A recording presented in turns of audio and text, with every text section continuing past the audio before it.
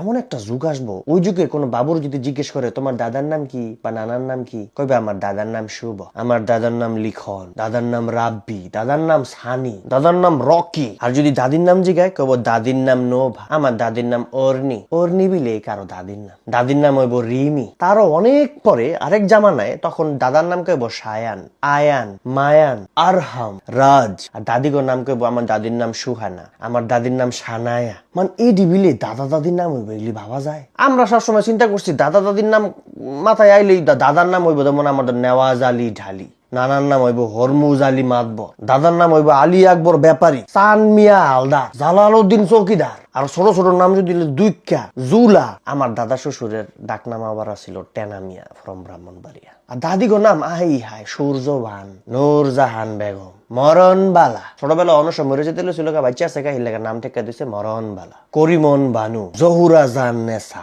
মানে এরকম নাম হইব দাদিদের নাম। দাদির নাম কি বলবো অর্নি। তারপর গ্রামগঞ্জে সবাই তো না আধুনিক নাম।